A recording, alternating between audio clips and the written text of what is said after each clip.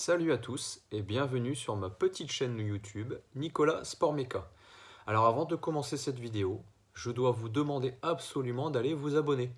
Je sais, je le rabâche à chaque vidéo, mais c'est très important et forcément ça me motive pour sortir d'autres vidéos. Alors surtout, n'hésitez pas, allez vous abonner et surtout partagez les vidéos. Peut-être le petit j'aime aussi, ça peut faire plaisir également. Donc aujourd'hui dans cette vidéo, je vais essayer de vous donner quelques petits conseils pour acheter votre Porsche. Forcément, certains conseils seront également valables pour les autres marques, pas propres à Porsche. Mais je vous donnerai quand même quelques petites astuces, quelques petites choses à vérifier concernant les véhicules Porsche. Là, je suis à ma 5e acquisition de Porsche et croyez-moi, la première, la deuxième, voire peut-être aussi la troisième, je me suis fait avoir sur certaines choses. Des choses que l'on ne voit pas forcément au premier abord. Donc là, la vidéo va vous permettre de ne pas vous faire avoir ou tout du moins de vérifier le maximum de choses possibles.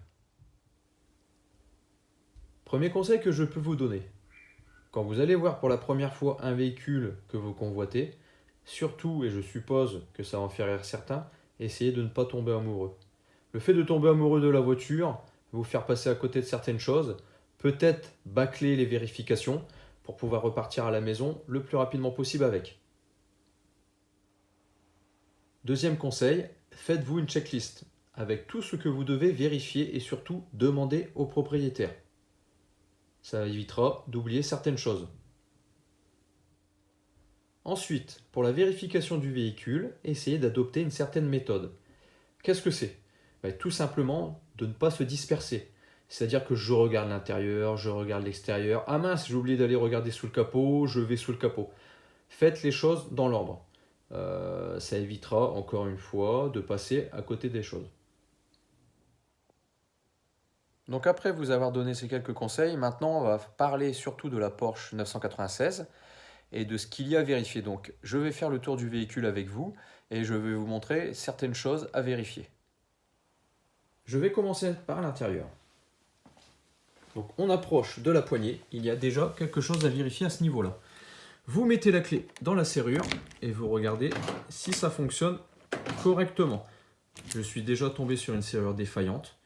Le mécanisme à l'intérieur a été cassé, donc je ne pouvais plus ouvrir et fermer avec la clé. La pièce ne coûte pas cher, mais il faut démonter tout le panneau de porte et cette poignée. Deuxième chose à regarder, les micro-switches de porte, s'ils fonctionnent correctement. Donc là, on met le petit coup, vous voyez, on entend le bruit du mécanisme, donc à ce niveau-là, il n'y a pas de problème. On vérifie si la vitre descend correctement. Là, comme vous pouvez le voir, elle ne descend pas assez pour ouvrir la porte correctement. En effet, j'ai un souci. Ça, c'est un souci que j'avais vu lors de l'achat. Donc là, il n'y a aucun problème. Ça a été négocié avec l'acheteur. À savoir que c'est en fait là, si vous entendez le petit bruit de mécanisme, mais que la vitre ne descend pas correctement, c'est le mécanisme, en fait c'est le câble qui est détendu et il faut changer le mécanisme complet. Donc à vérifier parce que le mécanisme, c'est dans les 200 €. Et si vous mettez de l'adaptable à pas cher, ça risque de le faire comment dire, très rapidement. Donc là, on ouvre la porte. Donc, je ne sais pas si vous allez le voir en fait au niveau du jeu qu'il peut y avoir, mais regardez. Je vais appuyer sur ma vitre. Et voilà, elle est redescendue. Donc là, en fait, avec cette petite pression sur la vitre, j'ai rattrapé le jeu du câble. Alors forcément, ça c'est à changer. Je ne vais pas laisser ça dans cet état-là. Mais là, pour le moment, c'est vrai que j'ai pas pris comment dire, le temps de faire ce changement. Ensuite, deuxième chose, on peut regarder tout simplement l'intérieur des portes. Voir si comment dire, ces petites vis là ont déjà été dévissées ou vissées. Ça peut servir à savoir si elle était accidentée ou pas. Chose aussi que l'on peut regarder, c'est au niveau du seuil. Voilà, vous avez le seuil de porte. Alors si c'est usé à ce niveau-là, c'est pas bien grave. Mais suivant le kilométrage de la voiture, il ne faut pas non plus qu'il y ait plus du tout de peinture. L'état du siège. Alors forcément, vous avez le bourrelet là. Donc encore une fois, suivant le kilométrage, ça doit être en bon état. Après, si le véhicule a 200 000 km, forcément, ce sera en beaucoup moins bon état. Idem, le volant. Si vous avez des grosses traces d'usure au niveau du volant, traces d'usure sur les pédales, là, ça risque pas d'être usé. C'est des pédales en alu. D'ailleurs, je n'aime pas du tout, mais bon, pour l'instant, ça fait le job. Je ne vais pas les changer. L'usure du pommeau. Voilà, ça peut donner aussi une indication. de comment a été traité le véhicule. Regardez, moi j'ai une petite usure au niveau du pommeau, mais rien de grave. Le véhicule, je le répète, je le redis, à 100 000 km. Voilà. Donc je vais monter à l'intérieur du véhicule. À vérifier également le micro-switch de la poignée intérieure. Là, on entend bien le mécanisme qui fonctionne. Alors encore une fois, forcément la vitre ne baisse pas, parce que là on est embêté avec le fameux câble qui est détendu. Mais au niveau du mécanisme, il n'y a aucun problème. Au niveau du micro-switch, pardon. Ensuite, chose qu'on peut regarder. Donc quand on met le contact, paf, on passe sur le niveau de jauge d'huile. Donc là, vous voyez, il me manque une seule barre, donc c'est parfait, niveau d'huile correct. Alors évidemment, il faut vérifier toutes les fonctions du véhicule et plus particulièrement la clim. À savoir que les condenseurs sur ce véhicule sont très exposés, donc si vous avez un condenseur qui fuit, le gaz est parti au fur et à mesure et vous n'aurez plus de clim. Ça m'est déjà arrivé. La première Porsche n'avait pas de clim. Il faisait frais, donc je croyais qu'il y avait de la clim et en fait il n'y avait pas de clim. Donc ça, à vérifier. À vérifier également au niveau de l'accoudoir central. Donc vous pouvez vérifier la serrure, hein, si elle fonctionne correctement. Vous appuyez et surtout vous vérifiez les pattes dans le fond si elles ne sont pas cassées. Ça arrive régulièrement que les pattes à ce niveau-là soient cassées et forcément ça a pu être bricolé ou pas changé du tout. Donc je vous passe les détails sur tout ce qu'il y a à vérifier, hein, comme les sièges chauffants, forcément vous devez vérifier. Même s'il fait 30 degrés, il faut les allumer, il faut vérifier tout ça. Hein. Tout ce qui est également essuie-glace, intermittent, etc. etc. L'éclairage, parce que bon, l'éclairage est censé être vérifié par le contrôleur technique. Mais bon, si le propriétaire connaît le contrôleur technique peut faire exprès ou pas d'oublier certaines petites choses. Donc là, je pense qu'on a fait le tour du véhicule. Après, bon, tout ce qui est, entretien des sièges, etc., etc. Bon, ça c'est un petit coup d'œil rapide. Vous allez voir rapidement si le véhicule a été entretenu ou pas. Hein. C'est sûr que si vous arrivez et que les tapis sont complètement dégueulasses, avec 1 cm de boue, personnellement, je passerai directement au véhicule suivant. J'allais oublier une petite chose, très importante, sur tout ce qui est Porsche Boxster 986 et 996. Je ne sais pas si ça a été résolu avec la 997 et les 987, mais au niveau du pare-soleil, le pare-soleil est très fragile. C'est-à-dire que vérifiez bien si le petit clapet fonctionne correctement et surtout s'il n'est pas cassé.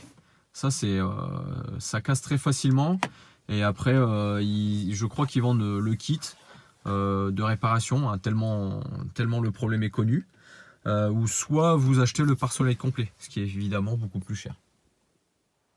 Autre chose qui peut avoir son importance, si vous avez l'option avec le téléphone, que moi j'ai dans ce véhicule, il faut qu'il y ait le combiné. C'est un plus pour la revente et forcément vu que ça fait partie des options, il vaut mieux l'avoir. Donc moi j'ai le téléphone, mais je l'ai enlevé. J'ai collé une petite planche d'aimant aimanté. Ça me permet de mettre mon téléphone. Mais le téléphone, je possède bien le téléphone. Autre chose aussi, pourquoi pas regarder l'état de l'allume-cigare, si la personne a fumé ou pas dedans. Alors moi, on voit quand même qu'il y a quelque chose. Hein. Donc c'était peut-être un véhicule fumeur.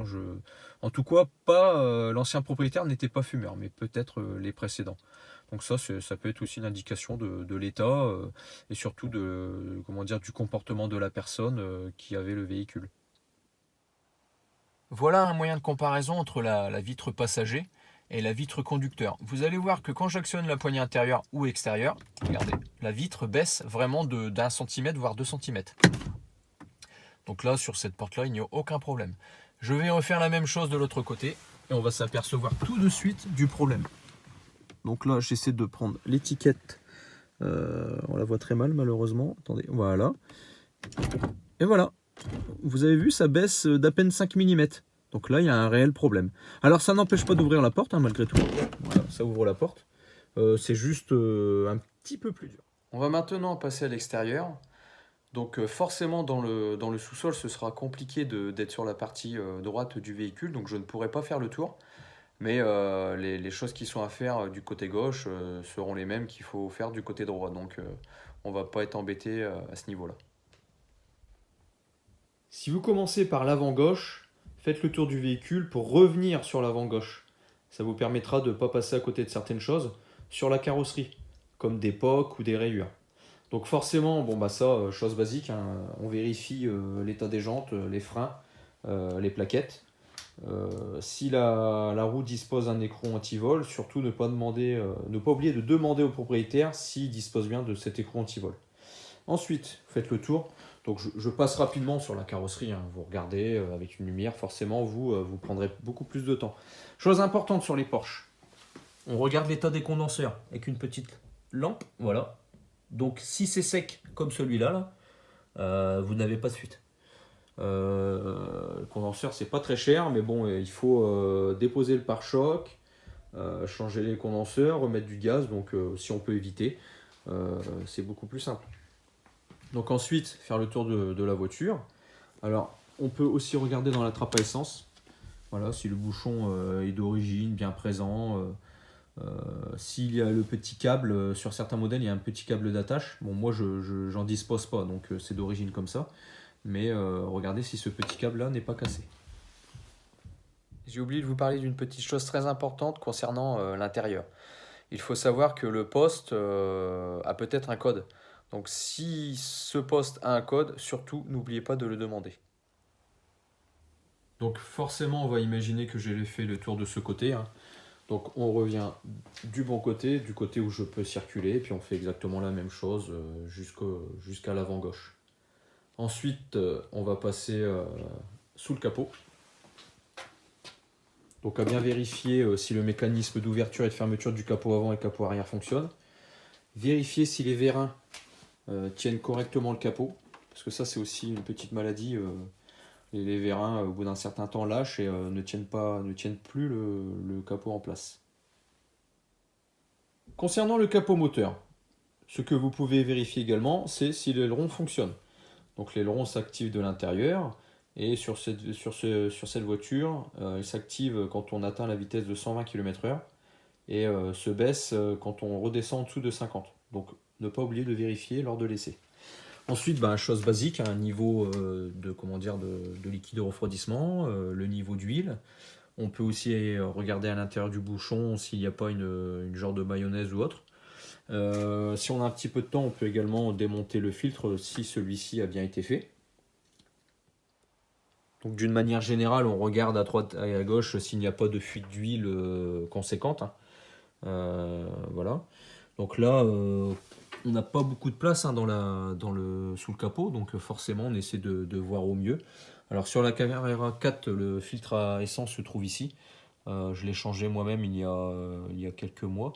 Donc ça c'est pareil, à regarder sur les factures si ça a été fait. À savoir que souvent c'est oublié, hein. Il y a très peu de filtres à essence qui sont faits.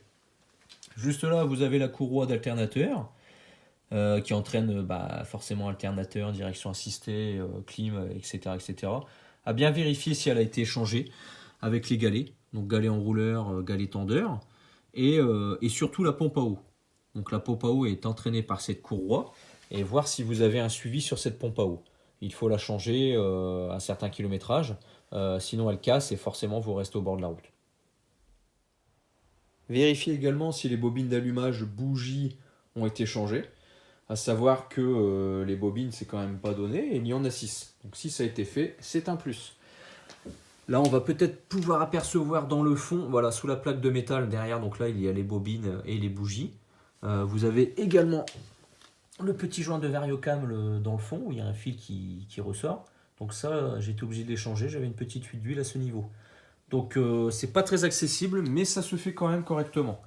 Tout ce qui est fuite d'huile, forcément, vous essayez de passer en dessous, hein. Voilà, on voit quand même pas mal de choses.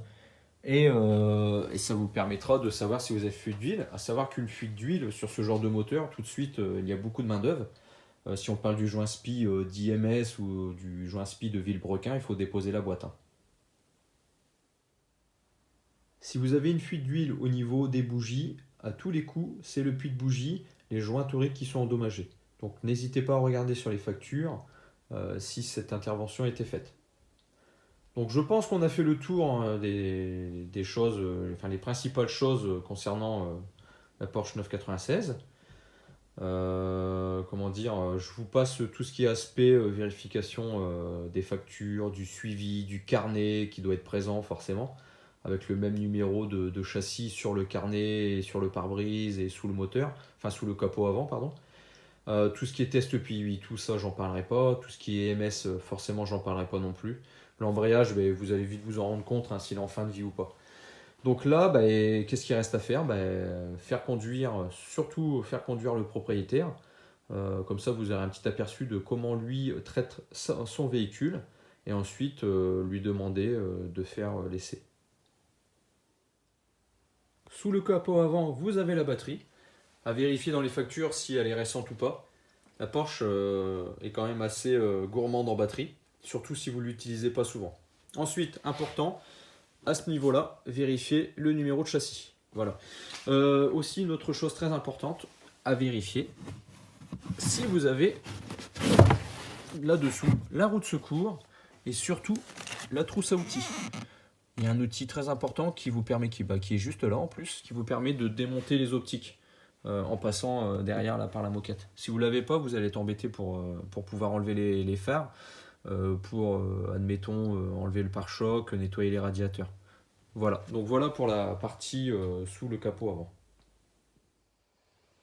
Si l'essai est concluant, reste l'aspect financier, c'est-à-dire la négociation.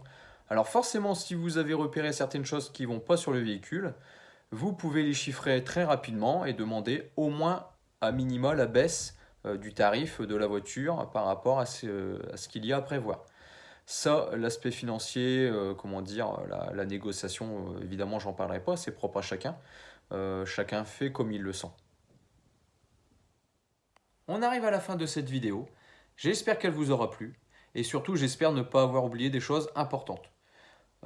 Si j'ai oublié des choses importantes ou moins importantes, n'hésitez pas à le mettre en commentaire, ça me servira et ça servira aussi à d'autres personnes qui regarderont cette vidéo. Avant de vous quitter, n'oubliez pas de vous abonner, n'oubliez pas de liker ou de commenter cette vidéo. Et on se voit très vite sur la chaîne Nicolas Sport Meca. À bientôt!